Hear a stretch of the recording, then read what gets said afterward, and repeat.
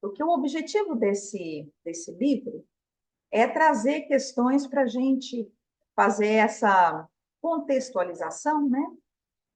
Fazer esses questionamentos que, às vezes, no dia a dia, nas nossas atividades, nas nossas casas, dificilmente a gente para fazer, né?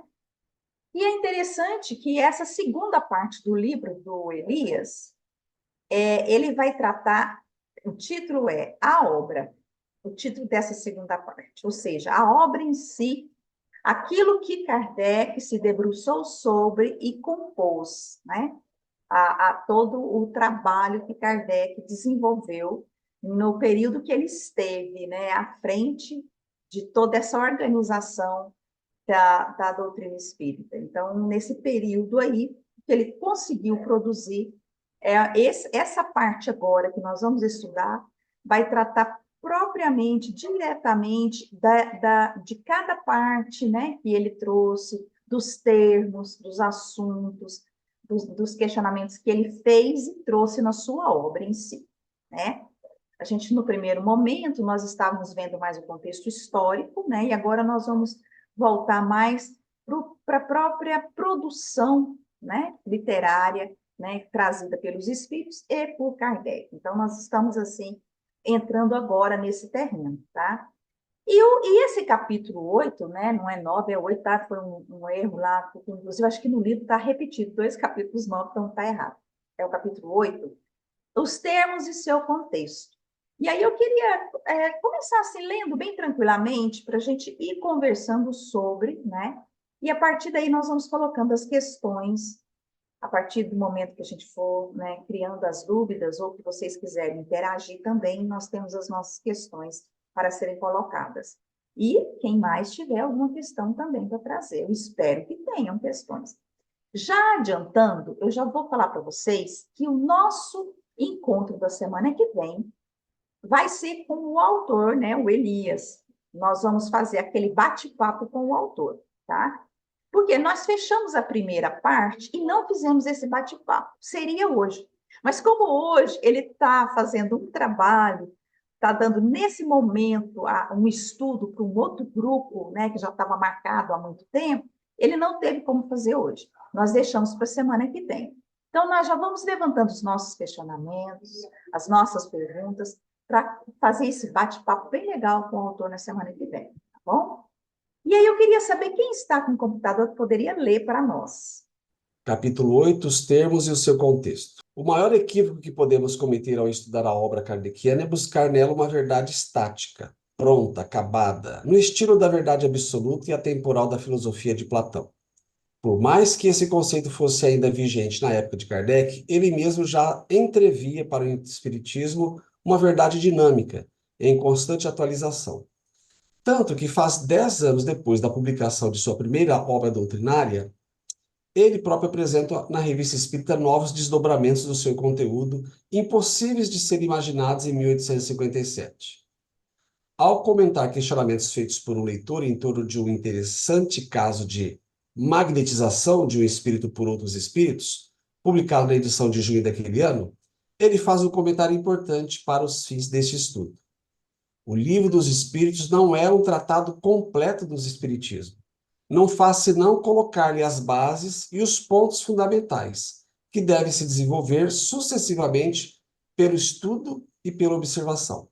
Ô, Werneck, para aí um pouquinho, eu queria só comentar a importância dessa citação que o Elias trouxe aqui, porque essa citação que ele trouxe está lá na Revista Espírita de 1866, tá? E é um caso muito interessante, e Kardec não. Eu achei lá, dá para a gente, porque a Revista Espírita é onde nós entendemos quem é o pesquisador Allan Kardec, né? E lá na Revista Espírita, ele vai fazer um comentário, por quê? Uma das pessoas que correspondia com Kardec manda para ele uma pergunta, né? Senhor Allan Kardec, nós vivemos uma experiência de uma magnetização de um espírito por outro, né? Por outros espíritos, no momento lá da reunião que eles realizaram, e ele ficou em dúvida, né? Como que se deu aquela magnetização por um seguinte aspecto. Porque na hora da magnetização, aquele espírito recém-desencarnado foi levado a perceber as suas outras encarnações. Pelo processo de magnetização. O nome, olha bem o nome, magnetização. Então, era o nome, né, da época. E aí ele pergunta para Kardec, mas Kardec, no Livro dos Espíritos, há uma afirmação que o espírito, no estado pós-desencarne, normalmente ele tem como ter consciência de todas a sua vida passada, de todas as suas vidas passadas. E aí ele questiona, isso não está contradizendo o que você disse lá no Livro dos Espíritos, que os Espíritos disseram? E olha que interessante, eu estou só pontuando isso para a gente entender quem era Kardec. E Kardec, com toda tranquilidade, vai explicar para ele, vai argumentar com ele. E olha o que Kardec fala para ele. Vou ler diretamente lá na Revista Espírita de 1866. Ele fala assim: o Livro dos Espíritos foi escrito no começo do Espiritismo, numa época em que se estava longe de ter feito todos os estudos práticos que foram feitos depois. As observações ulteriores vieram desenvolver e completar os princípios cujo germe havia lançado. Olha que interessante. Então, eu só estou trazendo isso aqui para vocês perceberem como que, para Kardec, você voltar, analisar, esclarecer, voltar atrás, não havia problema. Né? Então, eu só estou pontuando isso aqui para a gente dar prosseguimento, tá? Como que foi essa situação. Então, aí ele vai argumentar com essa pessoa que escreveu para explicar para ele, olha, não houve equívoco. Haveria equívoco se não fosse possível a ele ter essa consciência das suas vidas anteriores. Mas como isso aconteceu, né? Para cada espírito isso se dá de uma forma. E aí ele completa a explicação dele. Então, eu achei interessante, só quis trazer para vocês entenderem, né? Quem é esse homem, né? Professor e pesquisador Allan Kardec. Alguém quer colocar alguma coisa sobre isso? Podemos continuar? Pode continuar, Daniel. Esse entendimento não apenas nos autoriza, mas nos recomenda proceder sempre uma leitura racional de toda a obra kardeciana, bem como de qualquer outro texto espírita, sejam quais forem os seus autores, inclusive os de autoria dos espíritos. Kardec sempre procurou enfatizar que os espíritos que se pode, com razão, classificar como superiores, encontram prazer em fornecer explicações mais claras, em esclarecer os pontos obscuros. Daí, não fazer nenhum sentido qualquer receio de, com isso, estar cometendo qualquer heresia. Aliás, heresia é uma ideia que trazemos do nosso passado católico, mas que não se aplica, sob nenhum aspecto, ao Espiritismo. Para bem compreender a obra kardeciana, é preciso considerar logo de início que a própria linguagem é uma construção social, que experimenta permanentes mutações e adaptações. Isso significa que até mesmo os termos e conceitos utilizados em seus livros devem ser compreendidos dentro de uma perspectiva temporal, que leve em conta a dinâmica social em torno do seu uso, tanto no meio literário quanto no religioso e no científico. Essa compreensão possibilitará ao leitor desfrutar de toda a riqueza contida na literatura kardeciana sob uma perspectiva mais ampla, não restrita aos limites do texto, em conformidade com a observação paulina, segundo a qual a letra mata, mas o espírito comunica a vida. Parem um pouquinho, Werneck, agora nós vamos ter que entrar aqui com algumas colaborações, que eu sei que aqui tem pessoas que estudam um pouco dessa questão da linguagem, né, enquanto construção social. E aí eu queria ouvir um pouco vocês. O que é que nós podemos entender disso aqui que ele está trazendo, né? Entender que a linguagem é uma construção social. Isto acontece até os dias de hoje. Kardec, como havia estudado bastante filosofia, e muitos filósofos, inclusive aqueles que militavam na filosofia da linguagem, ele compreendia perfeitamente toda esta necessidade de atualização. Atualização que ainda ocorre, tá? É uma questão de filologia dos termos, atualização dos termos, da filosofia da linguagem, aonde buscam se adequar ao momento, né, aqueles termos que eram utilizados e que nós temos em várias áreas do conhecimento humano essas adequações necessárias para melhor compreensão daquilo que, num primeiro momento, deu-se um significado para poder expressar algo naquilo que estava sendo escrito, que não tinha uma correspondência anterior, então se fazia isso. Isto aconteceu, e para exemplificar de uma forma bem fácil de nós entendermos aqui como isso aconteceu, no princípio, lá na Grécia e em outros locais do mundo, quando se buscavam na Índia e outros países a tal de especiaria. Você já deve ter ouvido falar, né? Especiaria. Por que especiaria? Olha, eles não tinham outro vocábulo para significar aquilo que eles encontravam.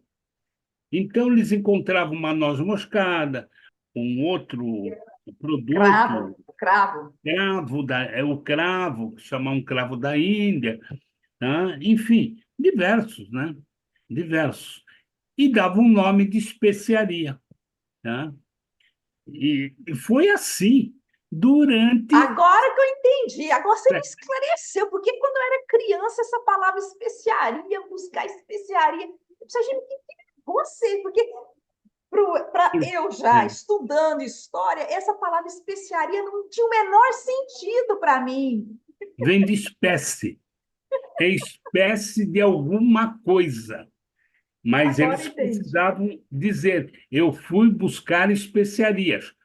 E mostravam. Então, todo mundo entendia que ele estava trazendo várias espécies de algo que eles não sabiam classificar. E foi evoluindo.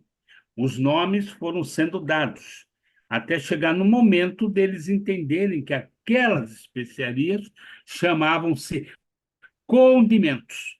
E aí, a partir disto, eles pararam com a ideia, aquela inicial de espécie, e passaram a condimentos. Quando foi para condimentos, eles passaram a classificar e dar nomes específicos para cada um.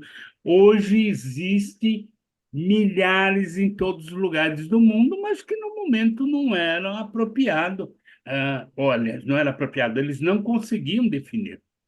Foi isso que Kardec está dizendo aqui. Olha, a obra não está acabada. Vamos buscar evoluir. E agora sim, eu vejo nesse texto aqui essa parte do pensamento de Kardec dizendo: procure, né, daqui para frente. E o problema é nosso agora. Ele deixou, né, ele deixou a base. Agora o desenvolvimento nos cabe. Ele deixou a especiaria. Agora vamos denominar cada uma delas, tá? Então, para se ter uma ideia. Isso aqui foi uma exemplificação, né, que eu dei porque eu lembrei hoje que a bendita especiaria que não significava muita coisa. Mas é isso. Tá certo. Gente, mas alguém gostaria de falar sobre essa questão?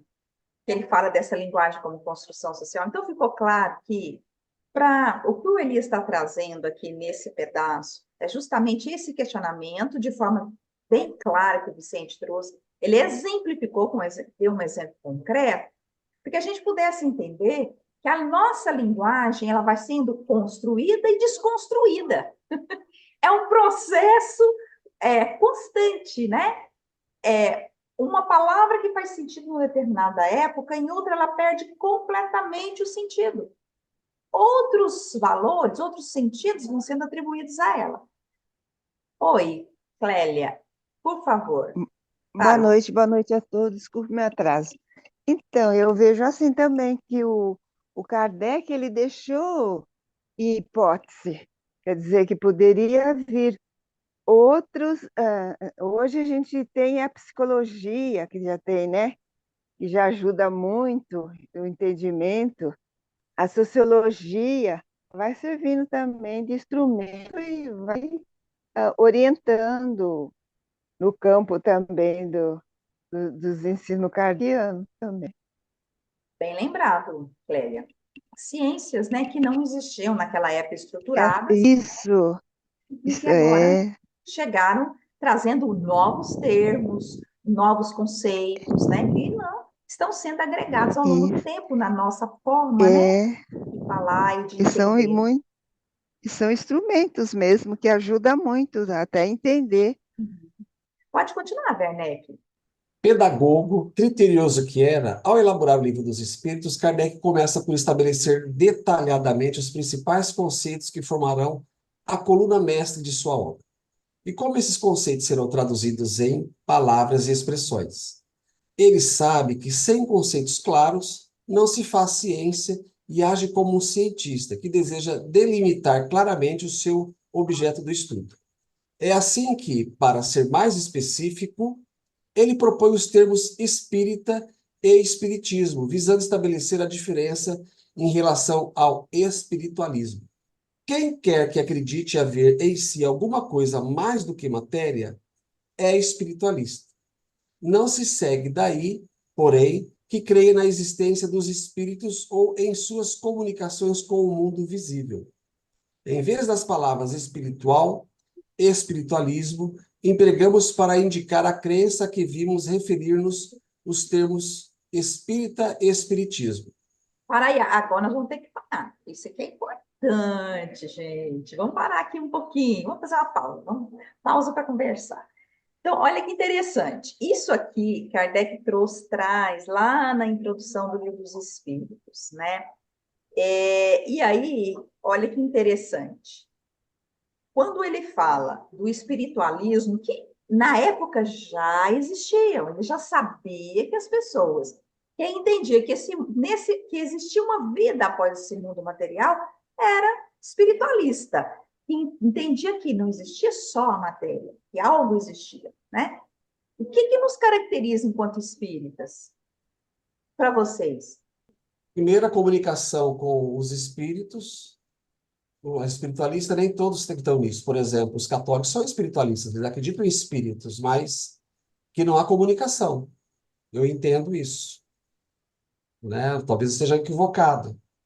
Agora, tem também uma diferença do espiritualismo aí, que era uma coisa que me parece que é lá da Inglaterra, dos Estados Unidos, que tem uma diferença. Eu, se não me engano, eu teve uma aula, um estudo que eu não participei, eu não sei se é exatamente de vocês, que eu estou participando de 3, 4 estudos e abordaram esse assunto. Eu assisti o vídeo, eu fiz a leitura, e tem essa diferença que eu iria questionar, a diferença clara, conceitual, contextualizada hoje. Qual que é a diferença? Espiritualismo e espiritismo. Alguém sabe? Uai, uai, mas você quer repetir a minha pergunta, né? É exatamente essa a minha pergunta, gente. Vamos lá, vamos conversar um pouco sobre isso, porque isso é importante ficar claro. Por exemplo, a reencarnação, porque acho que você está se referindo quando o Elias trouxe a questão da, não sei se foi o Elias, a questão das diferentes visões sobre a reencarnação, né? Que no movimento espírita nos Estados Unidos, por exemplo, as comunicações dos espíritos lá não mencionavam dessa forma como nós, como Kardec trouxe a questão da reencarnação, né? Mas vamos pensar, reencarnação. Alguma outra visão espiritualista aceita a reencarnação? Será que é isso que nos distingue enquanto espíritas? Né? Então, o Werneck já falou, eu acredito que seja a comunicação com os espíritos, né? A comunicação com os espíritos, gente, lá só vou falar e te dou a palavra, Alfonso. Lá no Livro dos Médiuns, Kardec é uma maravilhosa ali a introdução que ele faz no Livro dos Médiuns, falando dessas diferenças, o que nos caracteriza, e essa diferença da comunicação. O Alfonso quer falar, então não vou nem tomar meu tempo. Bom, o espiritualismo é todo aquele, ou toda religião que acredita numa vida pós-morte. Então, o católico é espiritualista, os mormons são espiritualistas, os tibetanos são espiritualistas, e etc. Né? O espiritismo, o Kardec deixa bem claro na introdução do livro dos Espíritas, que ele definiu esse termo, essa capacidade de comunicação com os espíritos. Ele entendia que tinha alguma coisa nova do que simples espiritualismo. Então, ele definiu um termo novo para diferenciar, para não ficar tudo no mesmo termo, dizendo as mesmas coisas diferentes, para diferenciar o que eram as religiões que acreditavam na vida após a morte do espiritismo, que acreditava nessa comunicação entre os dois mundos. O espiritismo não é a única religião, não é a única corrente filosófica que acredita nisso. Tá? O budismo acredita nessa interrelação entre os mundos, o taoísmo também acredita, as religiões africanas, quase todas, têm esse tipo de comunicação. Tá? Então, mas o Kardec, na época, por exemplo, não conhecia praticamente não tinha nada de conhecimento, ou tinha simplesmente uma pequena informação sobre as religiões africanas. Ele não tinha essa informação para poder julgar as semelhanças e diferença entre o que ele estava propondo e o que que é visto hoje nas religiões africanas. Os orientais, eles têm muito apego aos espíritos familiares.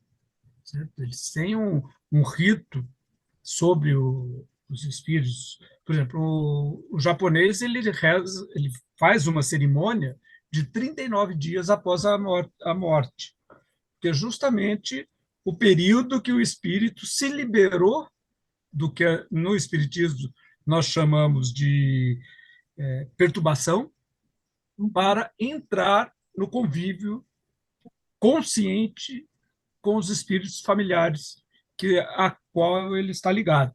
Então, tem algumas semelhanças que, na época, Kardec não conhecia.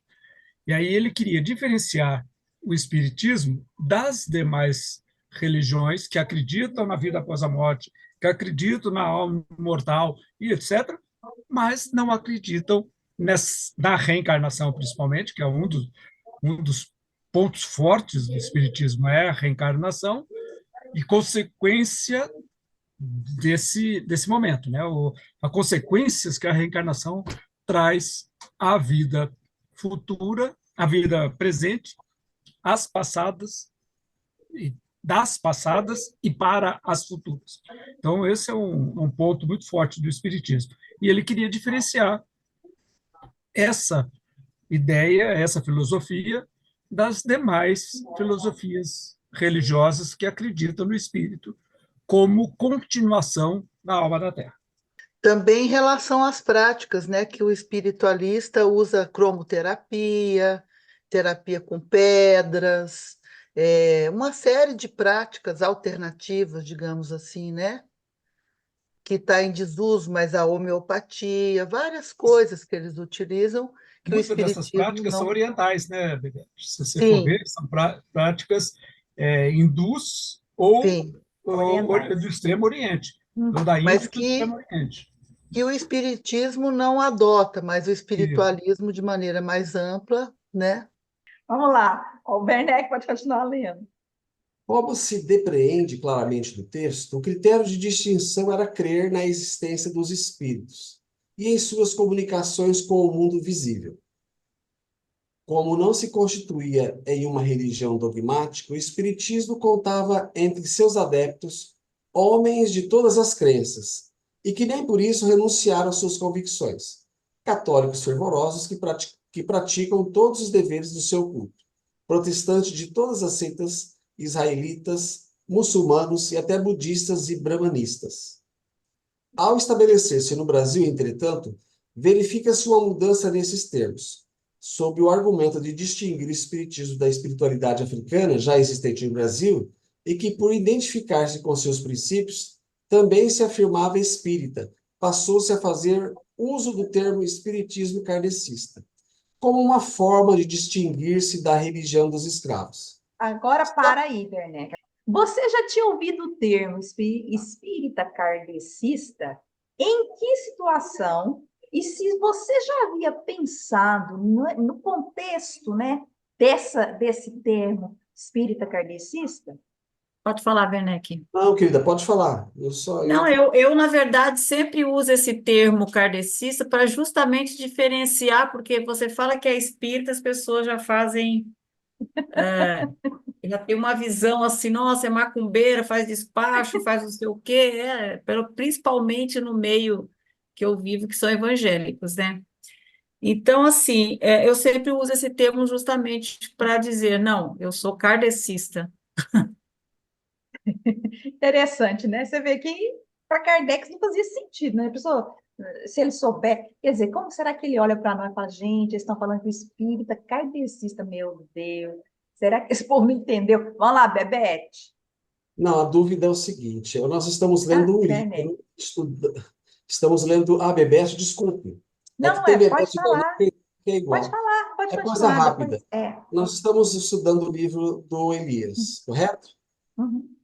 Contextualizando Kardec. E aqui há uma afirmação muito clara, dizendo que o termo espiritismo kardecista foi criado em contraponto para distinguir de uma espécie de uma religião também espiritualista que também mexia com espíritos. Essa afirmação é concreta. Obviamente, eu estaria mentindo aqui, né? Apesar de eu não fazer nenhuma referência aonde. Mas é isso que eu queria saber, ter essa certeza. Basicamente é isso. O espiritismo kardecista é um termo, um rótulo, que as pessoas que têm meio que querendo se diferenciar para não se misturar com o pessoal menos qualificado, vamos dizer assim, na cabeça dessas pessoas, se rotulava. "Ah, eu sou da mesa branca, eu sou kardecista, eu sou para misturar com as religiões afro." É isso. É isso aí. É, bom, é o que o Elias está trazendo no livro dele, e o que a Clê, ela trouxe para nós, porque, assim, dependendo do meio que às vezes a pessoa está, ela fica sem jeito, né, de falar. E aí, assim, espírita kardecista, Kardec está sendo usado como um escudo ali, né? Vai lá, Bebê. Eu vejo assim que até envolve um certo status, né? Que eu já escutei uma pessoa se espantar muito quando eu disse que eu era espírita. A pessoa falou assim, mas é kardecista, né? Quer dizer, mas é, né? Porque que kardecista estuda, que kardecista é mesa branca, que é um termo horroroso, preconceituoso, nojento, né? Quer dizer, é para diferenciar mesmo a prática das religiões afro, né? Mas aqui no Sul é bem mais complicado, porque tem muito mais preconceito com a matiz africana, sabe? É. E o pessoal aí É. costuma falar também espírita kardecista? Sim, fala sim, e mesa branca também. Aí, Desculpa. Então, a minha família são toda evangélica, né? Eu É complicado para mim falar sobre religião no meio em que eu vivo, né? Inclusive até o meu filho, um dos meus filhos se tornou evangélico e namora uma evangélica. Então, nem na minha casa eu tenho liberdade muito, quer dizer, ele respeita tudo, não questiona, mas enfim, é complicado. Mas eu percebo muito que dentro da minha família, falando particularmente da minha família, essa questão de sacrifícios a animais e tudo mais, isso para eles assim é uma coisa muito pejorativa. Então, quando você fala que é espírita, para eles, eles acham que você também está fazendo sacrifício, que você né? Eu não sei como que usa o termo de mesa, falou mesa branca agora, eu nem conhecia muito esse termo. mas é muito difícil. Então, quando você coloca, eu sou kardecista, parece que dá uma amenizada, sabe, na sua situação de ser espírita. E eu fiquei aqui pensando justamente sobre isso, porque eu falava, mas eu também nem pensei muito nessa questão, né? Assim. E agora vocês falando foi que me deu conta de que realmente a gente também acaba meio que fazendo preconceito à religião dos outros, porque quando você diz que é kardecista, você também está querendo se diferenciar, né? Porque, ó, Olha, eu sou espírita eu, kardecista. então, eu não tinha nem parado muito para pensar agora que vocês falando sobre isso, é que eu realmente vim refletir mais sobre isso mesmo. Não, e é tão interessante, gente. Uma vez eu estava lá na nossa casa espírita e chegou uma senhora lá. Vocês fazem reuniões aqui? Temos reunião. Vocês fazem trabalho? Falei, nós temos vários trabalhos aqui com trabalho que a senhora gostaria. Mas eu achei tão interessante, porque é uma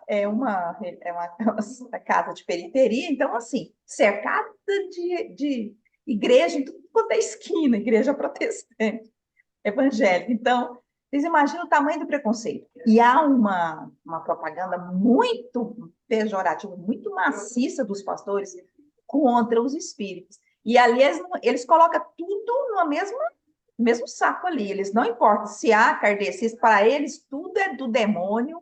E eles falam nas igrejas, eles pregam. Aí um dia uma criança chegou para a gente e falou assim: tia, aqui como que são as reuniões de vocês aqui?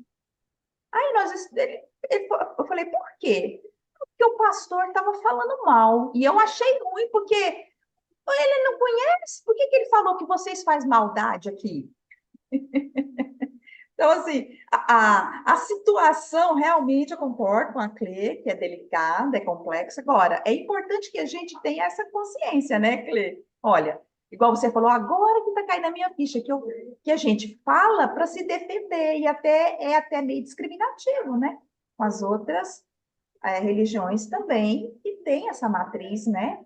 Espiritualista e espírita, né? Que trabalham de outra forma, né? Mas nós somos todos, principalmente a Umbanda, né? E tem esse vínculo muito forte, né? Então vamos lá. Vamos continuar lendo aqui, o Werneck. A expressão espiritismo kardecista foi utilizada pela primeira vez em caráter depreciativo.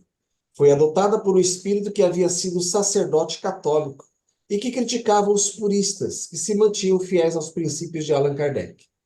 Esses dois termos, kardecista e kardecismo, têm encontrado rejeição por parte de estudiosos do espiritismo em razão de criar um culto em torno da pessoa de Allan Kardec, o que contraria sua proposta de impessoalidade, e por trazer embutida a ideia de que existem diversos espiritismos e que um deles seria o espiritismo kardecista.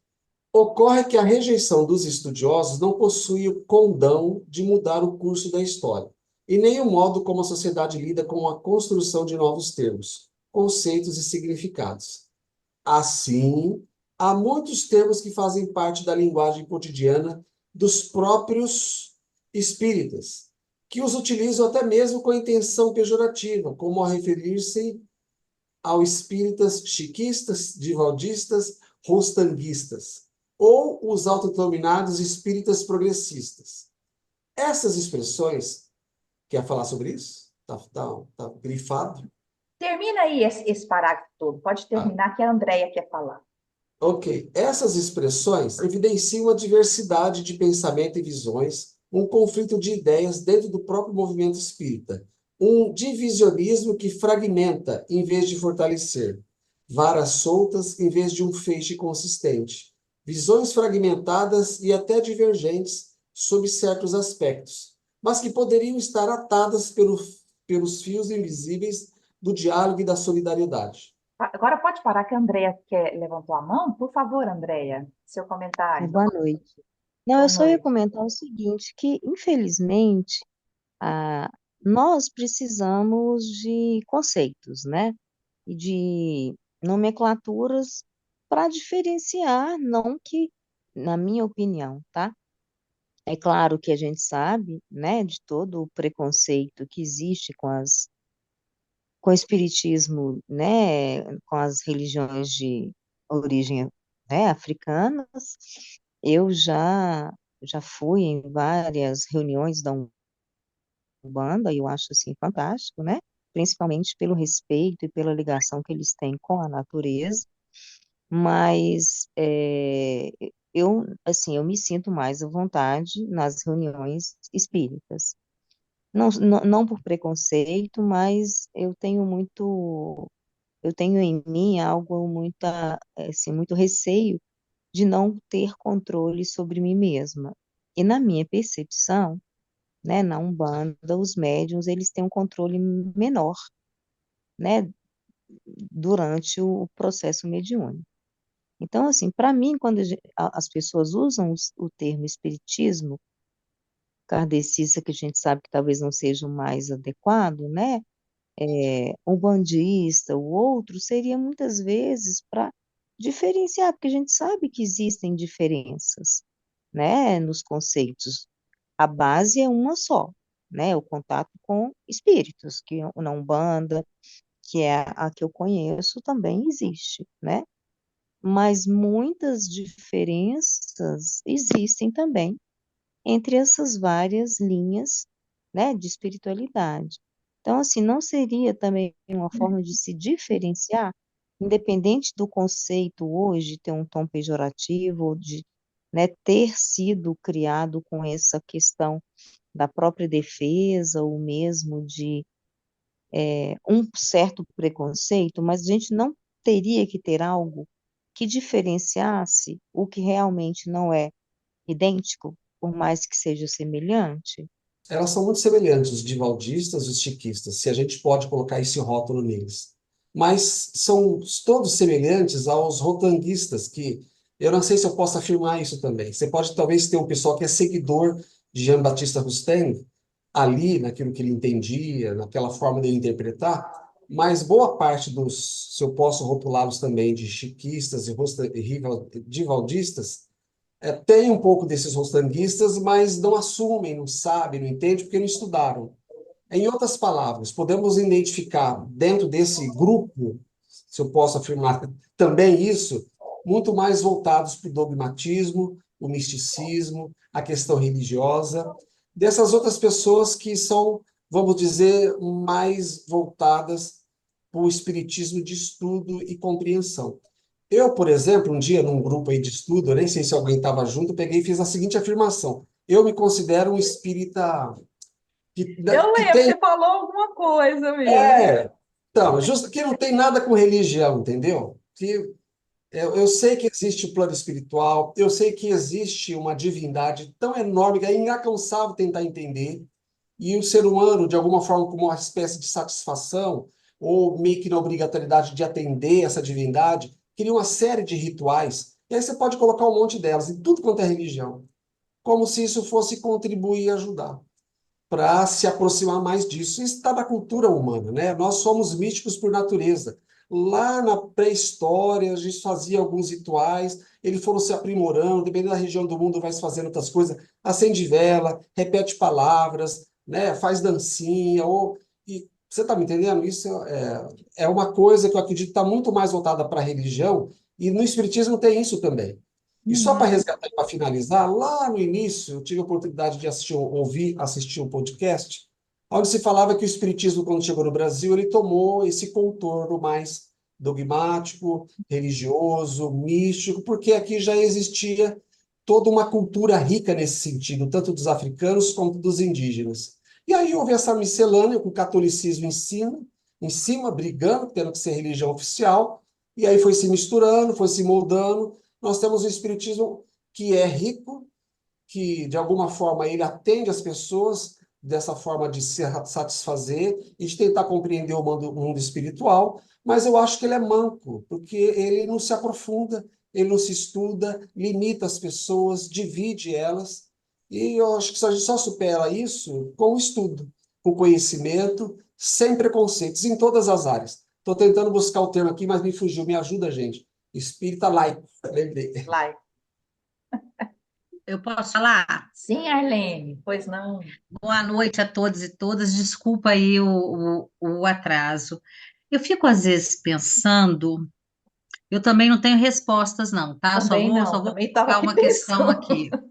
O Werneck, vocês todos falaram aí, mas eu fico às vezes pensando o seguinte: quando a gente, até o Elias colocou aqui, eu estou pensando assim, gente, mas deve ter alguma coisa aqui na frente que ele vai tensionar a própria fala dele. Porque quando eu penso o seguinte aqui, quando ele diz aqui, né? Essas expressões, essas expressões evidenciam uma diversidade de pensamentos e visões, um conflito de ideias dentro do próprio movimento espírita, um divisionismo que fragmenta em vez de fortalecer. Varas soltas. Eu fico pensando o seguinte: quando eu tiro o status religioso do espiritismo, quando eu tiro esse status e coloco ele como uma proposta de um conhecimento, como uma teoria de um conhecimento, como, né? Quando eu penso no espiritismo assim, eu não vejo que fragmenta absolutamente nada. Eu vejo que essa multiplicidade, essa diversidade, ela enriquece, porque isso vai fazer com que a gente estude mais, com que a gente, enfim, que a gente pegue esses desafios, essas questões, e a gente produza conhecimento em cima das bases do Kardec. Então, assim, eu não vejo. Agora, se você pensar pelo viés religioso, daí você fala, não, estão fragmentando, estão deixando, né, o espiritismo, estão enfraquecendo. Então, assim, eu tenho a impressão que essa fala aqui de cima, eu li o texto todo, mas eu também já não lembro, eu fico até confusa, né? Tanta gente que. Mas, assim, eu tenho a impressão que essa fragmentação e esse enfraquecimento é pelo viés religioso, porque pelo viés científico, pelo viés filosófico, pelas propostas de conhecimento, isso tudo gera mais conhecimento, mais complexidade, mais coisa legal por aí. É isso só que eu queria falar. Não sei se a minha via de raciocínio está correta. Também né, nem sei, né, gente? Bom, interessante, Arlene. E aí, antes de passar para o Vicente, só quero falar uma coisa. Nós temos a perspectiva, né? Isso quem colocou foi Emmanuel, mas, de certa forma, eu gosto muito dessa visão. O aspecto científico, religioso e filosófico, né? Nós temos esses três aspectos. Dos três aspectos, prepondera o religioso, não é? E o científico e o filosófico, geralmente nós deixamos de lado, que é o que a Arlene falou, né? É o que vai agregar conhecimento, que vai trazer oportunidade de questionamento. E aí eu estava pensando, o problema não é ter o religioso, o problema é ter só o religioso. Né? Eu acho que nós podemos pensar por aí, talvez. Não estou dando resposta, não, só estou levantando um questionamento. Vicente, por favor, fale para a gente poder prosseguir. Eu posso só falar rapidinho, Vicente, antes de você? Inclusive, eu quero deixar claro que eu acho que você nem quis dizer isso, Iracilda, e eu também não. Eu não vejo o religioso como um problema. Uhum, Eu só vejo que olhar o espiritismo do ponto de vista teológico, os instrumentais que nós temos para analisar é uhum, fé mesmo, né? A gente não precisa isso. comprovar nada, é isso. Quando a gente Uhum. pensa no espiritismo pelo viés da ciência, de uma produção de um conhecimento, ele não se fragmenta. De fato, ele vai se fortalecer, porque muita gente vai estudar vários aspectos que foram objetos de estudos do Kardec e vamos fortalecê-lo nesse sentido de compreensão.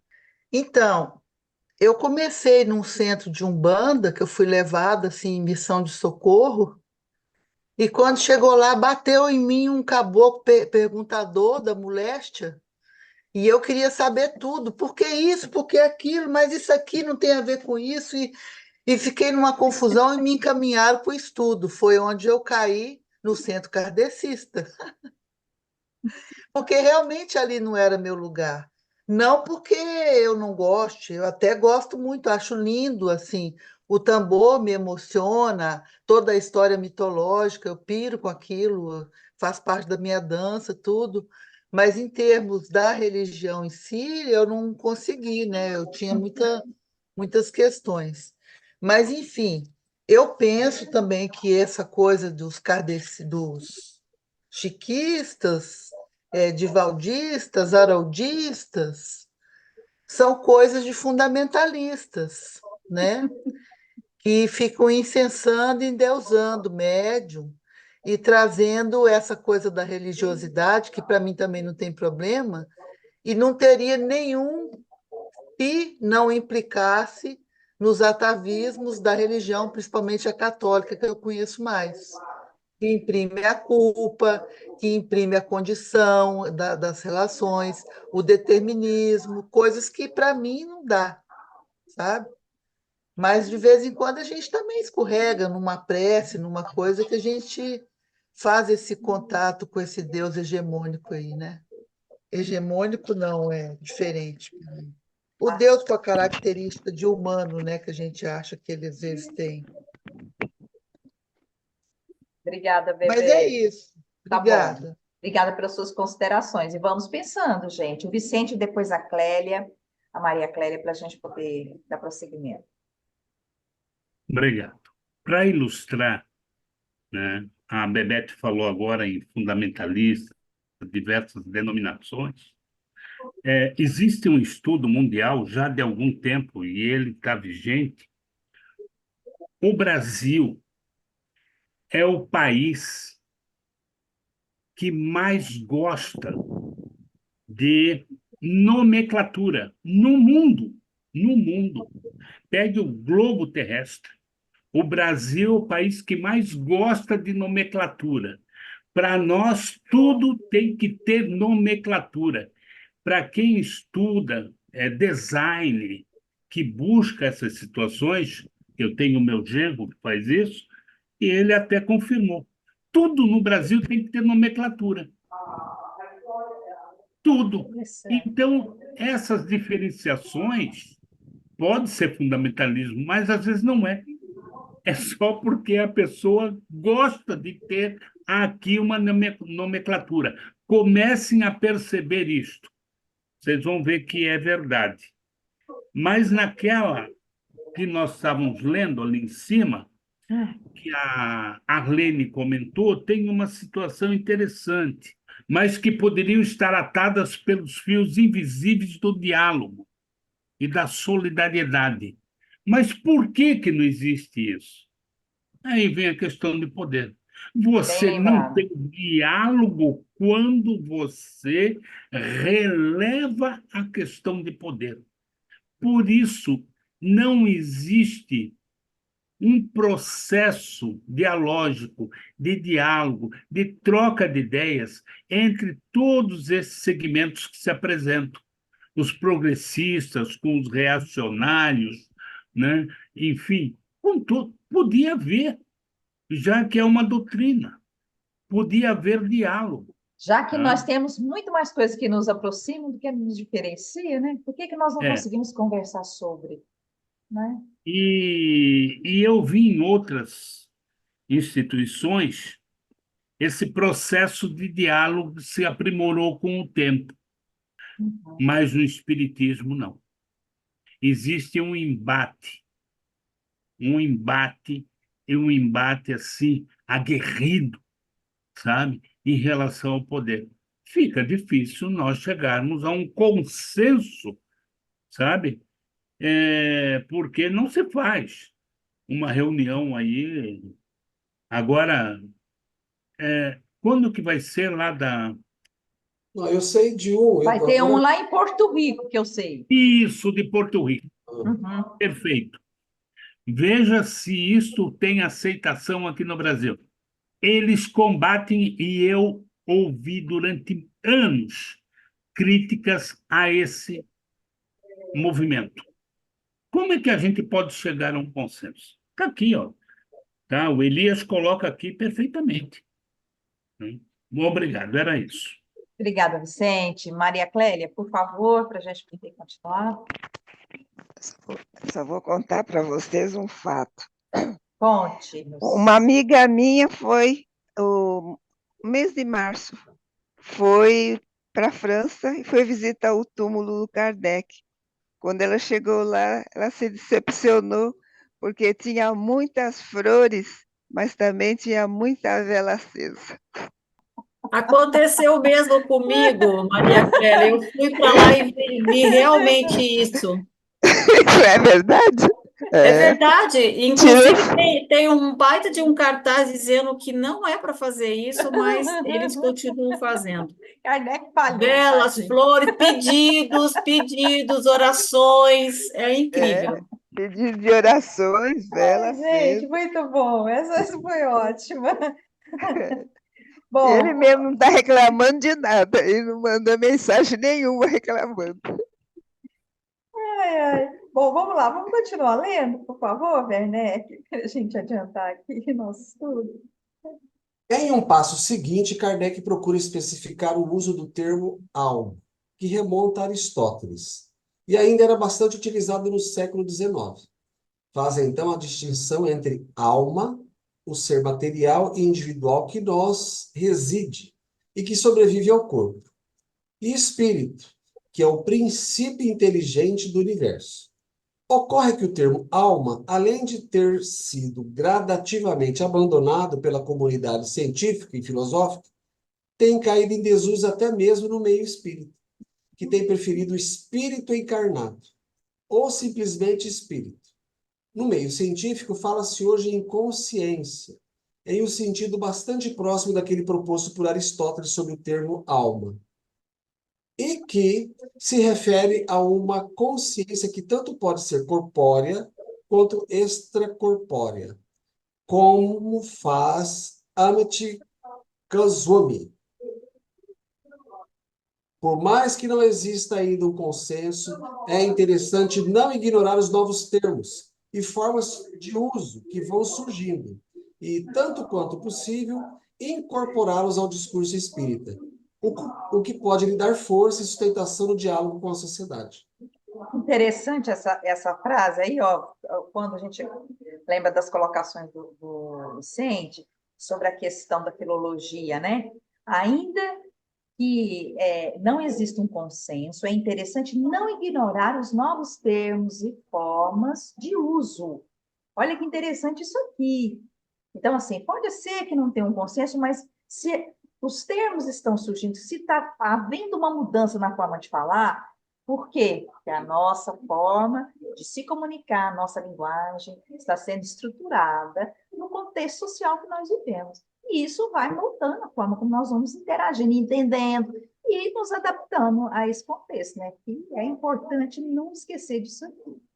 Aí agora, gente, ele vai falar a questão do magnetismo, já vamos pegar por aqui. Lembra quando nós estudamos o Mesmer, né? Que a Aline falou, ficou responsável por trazer para nós sobre o Mesmer, nós estudamos a importância do Mesmer, a questão do magnetismo, né? Que Mesmer fazia as experiências, e nós sabemos que Kardec, só para a gente já pegar essa parte final aqui, porque o nosso tempo está esgotando.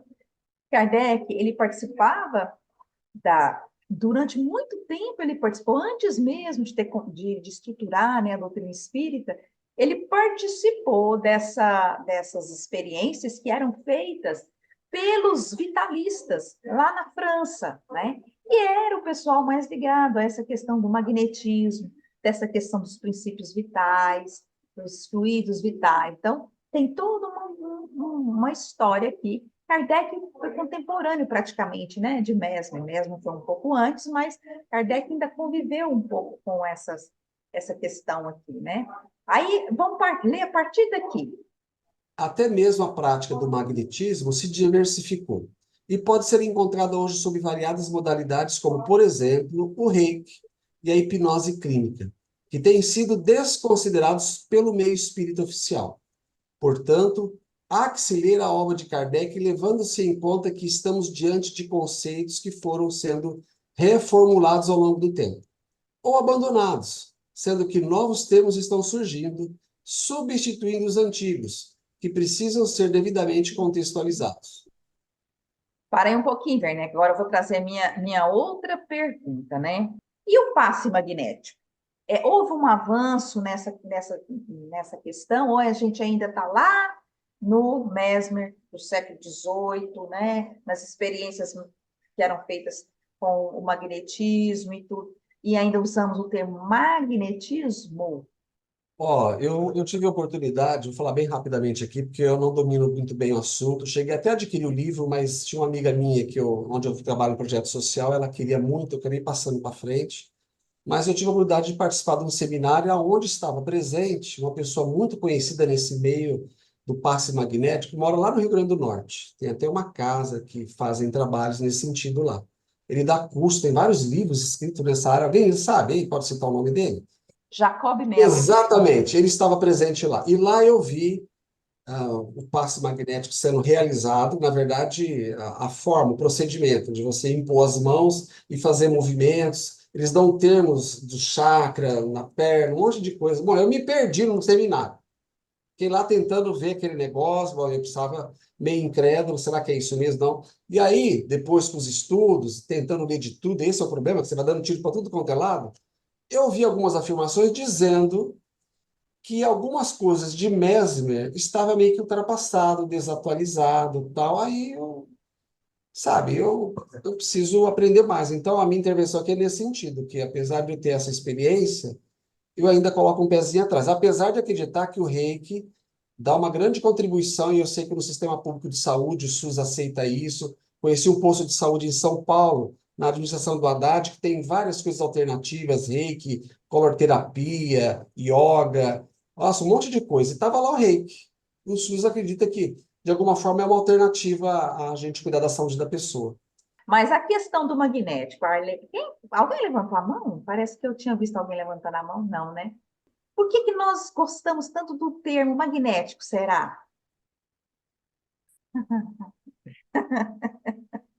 Porque nós já vimos que essa questão do magnetismo houve uma época que foi interessante, né? Foi até oportuno nas pesquisas, na direção de perceber algo mais, além do que a gente via, percebia materialmente, né? E vai lá, Afonso.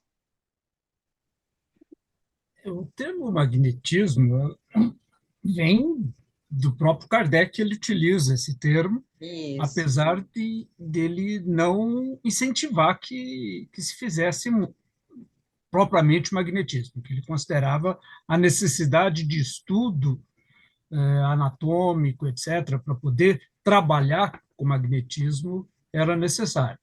E as casas espíritas colocam o termo magnetismo no simples passe, no passe, né? O passe não é simples, mas no passe. Que o passe, o próprio nome diz, né? É a energia espiritual que passa pelo passista e vai ao atendido. Pode ter alguma atividade magnética do passista? Pode, mas é muito raro. A necessidade da pessoa ter uma capacidade própria, orgânica, que permita que se faça isso. Geralmente, o passe ele é espiritual. Existem alguns trabalhos, como o próprio Reiki, ou outros na medicina oriental, que trabalha com o que chamamos de magnetismo animal, mas também é uma coisa muito pouco estudada. A própria medicina hoje está começando a aceitar que isso ocorre, né?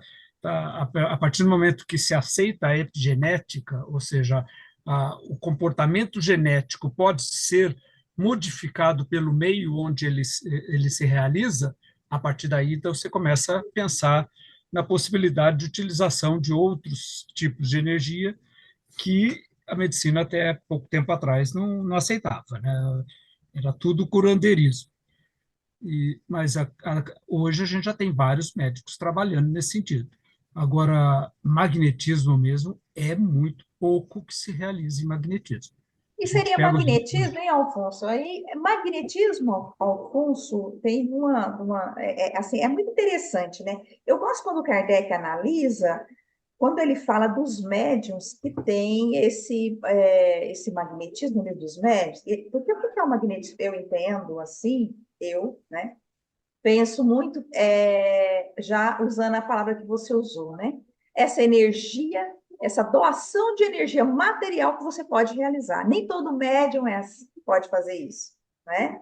Mas essa doação dessa energia que é capaz de trabalhar, né, na questão física com mais efetividade, isso pode acontecer, né? Então, assim, é o que Kardec entendia pelos médiuns que têm naturalmente essa capacidade, né, de doação desse magnetismo, né, Que pessoal, são, do que próprio são médium que ele os falava, né, da própria médios, são os pessoa. médios que podem, Nem é por exemplo, mediunidade, ele até separa, ele nem classifica como mediunidade, ele classifica que é o próprio médium que doa dele mesmo, né? Esse magnetismo dele, né? Que ele usava nós, esse termo. e nós tivemos muitos exemplos com a ectoplasmia, né? Tem vários Uhum. trabalhos médicos que utilizam ainda, né? Apesar de ser muito raro hoje em dia, mas O utilizam a ectoplasma. ectoplasma para poder efetuar o trabalho.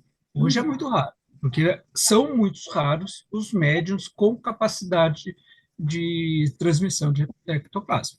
Então, isso.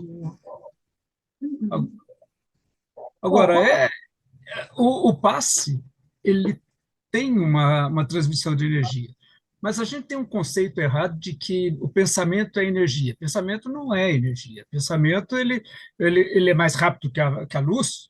Como é que ele pode ser energia se ele consegue ser mais rápido do que a luz? Ele é alguma coisa no pensamento que vai além da matéria, além da energia. O pensamento é produto do espírito. A inteligência tem capacidade de pensar. Então, se o então pensamento tá é vendo produto como do é que é espírito, difícil, né, a gente achar os termos corretos? se o pensamento é produto do espírito, ele não é matéria, que o espírito não produz matéria, ele manipula a matéria, mas não produz. Né? Então, ele utiliza da matéria para transmitir o pensamento de alguma forma.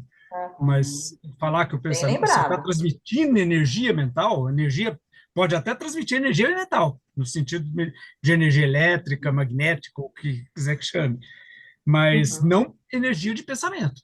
Que o Então, pensamento já que você começou a falar dessa questão da energia, vamos pular aquele pedacinho. Vamos ler a partir daqui, Werneck, para a gente adiantar essa esse questão. interessante ou é possível?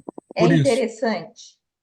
É interessante observar, inclusive, a mudança verificada ao longo do tempo no conceito de energia, que no século XIX e na obra kardeciana tinha o significado moral de vigor, firmeza, determinação, muito diferente do atual significado atribuído pela física, como sendo uma capacidade de realizar algum trabalho, como energia elétrica, energia térmica, energia hidráulica, energia cinética, energia solar, eólica, química ou nuclear. Por isso, ao utilizar hoje o termo energia, convém delimitar o melhor possível significado que está sendo dado a essa expressão, que abriga hoje diversos conteúdos, tanto no mundo da ciência quanto no meio religioso. Atualmente fala-se muito no meio espírita em energias espirituais, que lembram o Qi do taoísmo ou o prana do hinduísmo, mas que nada tem a ver com o conceito de energia utilizado no mundo da ciência. Isso aqui ficou claro, gente? Então, olha só, como que é interessante, voltando lá no que o Vicente estava explicando sobre a filologia. Olha que interessante. A palavra energia tem vários significados, né? E a gente usa muito essa palavra hoje, no movimento espírita, de forma geral. A gente usa muito essa palavra. Ela veio já, né, em decorrência de algumas mudanças que foram acontecendo, que a ciência, né, que algumas pesquisas já foram trazendo nessa direção. Então, hoje nós falamos mais em energia, né? Doação de energia, mas com outro contexto, não com o contexto, né, de energia pelo mundo da ciência, energia que ele explica aqui muito bem, né? Mas mais nesse conceito de energias espirituais, né? Que é o que o Alfonso estava falando, porque nós não sabemos nem como explicar direito o que seria isso, né? Como que é essa manipulação, né? E aí entra o pensamento, e aí entra a vontade do espírito, mas como que realmente isso acontece? Então, tem muita coisa em jogo aqui, né? Nós fomos mudando, estamos mudando, né, os conceitos, né? E aí agora, vamos ler essa questão aqui do éter aqui, para a gente falar de um outro assunto aqui interessante. Assim também se dá com o significado do éter, uma espécie de fluido invisível formado por um tipo de matéria quintessenciada, que preencheria os espaços infinitos. O fluido universal ou fluido cósmico universal de que tratam os espíritos. Essa ideia, também originada da filosofia grega, foi utilizada tanto por Kardec quanto pelos espíritos. Mas o experimento realizado por Michelson e Morley em 1887 jogou por terra aquela explicação. A pretexto de preservar intacto o texto kardeciano, há quem pretenda relacionar a ideia de éter, ao atual conceito de energia cósmica, constituída pela infinidade de ondas eletromagnéticas que transitam pelo espaço em todas as direções. Ou seria o que a física hoje especula como sendo uma possível matéria escura, que, embora ainda não detectada, resulta de análises matemáticas consistentes. Quem sabe o bóson de Higgs, jocosamente apelidado de partícula de Deus? Não se pode perder de vista que se trata de conceitos absolutamente distintos, cada um deles em sintonia com a sua época, e que precisam ser compreendidos dentro do seu contexto. Pergunta-se, há algum problema em admitir que aquela ideia de éter contida na obra kardeciana não mais se aplica e que por éter se entende hoje apenas um composto químico? Qual o sentido de insistir na validade de termos já superados, somente porque constam nos livros de Kardec?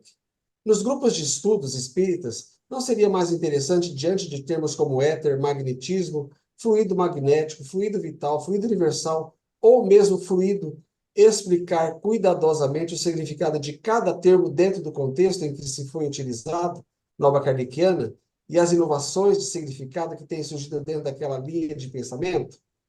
Divaldo Franco passou a chamar de passe bioenergético, o que era antigamente chamado de passe magnético, em uma substituição interessante.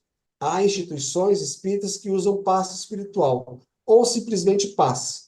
Há algum problema com o uso desses novos termos? Só para a gente conversar sobre isso aqui, né? Passe bioenergético. Alguém já tinha ouvido falar essa expressão? Passe bioenergético? É uma mudança, né? Que nós vamos aos poucos, talvez, começar a perceber que essa questão de relacionar o magnetismo já não faz sentido mais, já não é como era naquela época mais, nós podemos avançar, né? É tudo uma questão de a gente começar a olhar para frente, começar a trazer, né, esses termos para o nosso estudo hoje, o que nós temos hoje já na ciência, né? Que é, outra vez, voltando ao princípio kardeciano, né? De caminhar, trazendo que a ciência já está avançando. Então, eu acho que é isso que, né, o Elias está trazendo aqui. A Bebete quer falar, por gentileza. É uma ilustração aqui do livro do Evangelho segundo o Espiritismo, Sim. falando disso. No capítulo 25, onde diz, não vos afadigueis pela posse do ouro. Então, o comentário de Kardec sobre os apóstolos levando a boa nova e falando com a população de modo que elas entendessem, mas eles não estavam cumprindo com esse entendimento. Eles estavam dando exemplos muito arcaicos, muito fora da realidade das pessoas, às vezes pessoas pobres. Não vos afadigueis pela posse do ouro. Como assim? Eu não tenho ouro? Né? Então, assim, Kardec comenta que conforme a evolução, conforme os tempos passam, é muito importante criar uma nova circulação de costumes. E, para mim, essa coisa que Elias está trazendo está dentro disso, que é preciso adequar, atualizar e empregar uma forma mais coerente com os nossos dias essa terminologia, né? Eu lembrei bastante disso, que eu estava lendo isso aqui hoje. Bem interessante, Bebete. Bem Não interessante. é? A Nadira e depois a Clei. Então, eu fiz uma pesquisa e o que o Divaldo Franco está falando, passe bioenergético, né? A ciência atual, o que ele fez? Ele o princípio vital com processos de bioquímicos e energéticos. Aí ele juntou bioquímica com energéticos, né, que sustentam a vida. Isso é na ciência, né? O princípio vital com processos bioquímicos e energéticos que sustentam a vida. Por exemplo, a produção de ATP, que é adenosina trifosfato, nas mitocôndrias, é essencial para a energia celular e vitalidade. É por isso que ele usa esse termo de passe bioenergético, né? Porque bio vem de vida, né? Bio. É. E aí, assim, o que nós entendemos como vida, matéria, né? Aquilo que dá vitalidade, né? Então, é interessante. E vida mesmo, né? Biologia, bio, né? E a energia que já é uma atualização aí, né? Uma mudança na visão aí sobre o passe. A Clê, não quer falar mais não, Clê? Não, quero sim. Eu queria então perguntar, né, porque qual é o termo certo que deveríamos usar nos dias de hoje? Somente o passe ou cada um usaria aquilo que acha melhor? O Como é que passe, fica? né? Eu acho que eu tiraria o magnético. Bom, na nossa casa, nós não usamos essa expressão passe magnético. Nós nunca usamos. Aliás, nunca na nossa casa nós usamos. Porque eu acho que a gente já tinha tido oportunidade em alguns momentos de estudar o livro dos médios e perceber assim, algumas coisas e trazer aquilo mais contextualizado. Então, a gente sempre usou o passe. Nós vamos para o momento do passe. Mas o magnético a gente nunca viu nem, também. Sabe, agora que eu estou percebendo isso, nós nunca usamos, e eu acho que a gente nunca preocupou com isso, né? Assim, magnético, para que usar o magnético? Para reforçar que é um passe, né? Que vai valer, que, né, precisa de ter um cuidado. A gente nunca preocupou com isso. Mas é a minha opinião. O Alfonso quer falar e a Bebete quer falar para a gente continuar e encerrar. A federação, não estou falando em nome da Federação Espírita, tá? A Federação Espírita de São Paulo, onde eu frequento, utilizava, antes da pandemia, passe espiritual e passe anímico. O anímico é aquele que tinha a participação anímica do médium. E passe espiritual é o passe onde o médium era só um instrumento de passagem. E hoje a gente entende o seguinte: o médium no passe ele é um instrumento de concentração de quem está recebendo o passe. Ele tem que estar ali, ele está ali como um instrumento de comunicação, não de efetuar qualquer outra coisa. Agora, eu acho que o Elias ele foi extremamente não chega a ser chato, mas foi preciosista quando ele critica esses termos do Kardec. Usar o termo éter, primeiro, porque na época de Kardec, o que se imaginava como éter era o que permitia a transmissão desses fluidos, que na época eles não. Tudo que fluía de um corpo ao outro, eles chamavam de fluido. Então, o que permitia fluir a eletricidade? Tinha que ter alguma coisa ali que permitia fluir a eletricidade.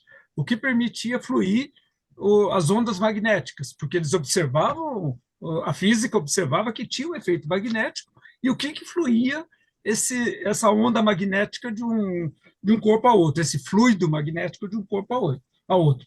Então, o termo éter era usado na época assim.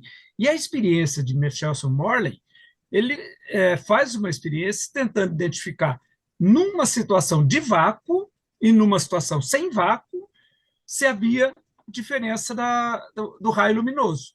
É óbvio que numa estrutura de laboratório, hoje a gente acha óbvio, né? Na época não era, que numa estrutura de laboratório a luz se propaga como se fosse linha reta. E hoje a gente sabe que na realidade não é. Ela tem um movimento ondulatório a depender da frequência que aquela luz tem. Então, o que a gente vê nos nossos instrumentos hoje, ainda como uma reta, na matemática não é. Então, a própria física hoje ainda tem muitas coisas que nada impediria hoje se chamar a matéria escura ou aquilo que está preenchendo o universo entre astros como éter. porque a gente não sabe o que é. Quer dizer, Concordo com evita você, nós usar não essa sabemos o que é, terminologia. né? Oi? Concordo com você, que a gente não A gente sabe, não evita tem usar como essa saber o que terminologia, a é. ciência evita usar essa terminologia para não levar àquela posição filosófica de ser uma matéria que essenciada, etc, etc. Tá? Porque isso era a filosofia da antiga Grécia. Esse termo foi colocado por Aristóteles. Então, o uso da terminologia hoje, eu acho que é só uma questão de terminologia, porque eu não consigo explicar como que flui essa energia na hora que eu dou passe, na hora que eu penso, na hora que eu vou produzir uma vibração amorosa, como que essa energia flui? Se é realmente energia ou se é só pensamento? Então, como a gente não sabe, utilizar os termos que Kardec usava ou querer contextualizar esses termos hoje, continua fazendo a mesma coisa. Não vejo isso aí como uma diferença significativa para entender a obra de Kardec e muito menos para entender o Espiritismo. É. Talvez uma pessoa que tem um pouco mais de entendimento no ramo da física, né? Ele não entenderia certas colocações que nós O indivíduo fazemos. que vai estudar isso na academia, que vai tentar trabalhar com o espiritismo na academia, ele precisa definir melhor cada coisa que ele está fazendo. Agora, para a maioria de nós, simples mortais, que trabalha com o espiritismo como uma filosofia de vida, e uma boa maioria como experiência religiosa, eu acho que a explicação de Kardec é muito boa. Eu acho que é boa também. Só que eu acho, o Alfonso, me permita colocar só uma observação. Eu acho interessante a gente pensar que hoje nós estamos com a neurociência entendendo a manifestação da mente, né? Nós estamos entendendo o papel do sistema nervoso. E nós estamos hoje com a psicologia, com a questão o que Kardec chamava, né, da questão do magnetismo, magnetizar alguém, né? Na verdade, o que era o magnetizar? Era você colocar a pessoa em transe, possibilitar o transe mediúnico, era você induzir através da hipnose, o transe mediúnico, né? Olha que interessante. O que é a hipnose? A hipnose hoje é muito estudada, né? Nós tivemos uma experiência de hipnose aqui, que meu filho estudou hipnose. Então, assim, olha que interessante. Eu acho que é uma questão da gente entender um pouquinho o que hoje, né, a gente poderia trazer que vai mais ao encontro dessas experiências que, na verdade, aconteciam. Não era magnetizar, era colocar em transe hipnótico a pessoa, o médium, né? Então, assim, olha que interessante. Hoje, a hipnose, ela já tem vários e vários estudos a respeito disso, né? E é interessante a gente observar que, sim, eu concordo com você, né? O Kardec já trouxe muita coisa.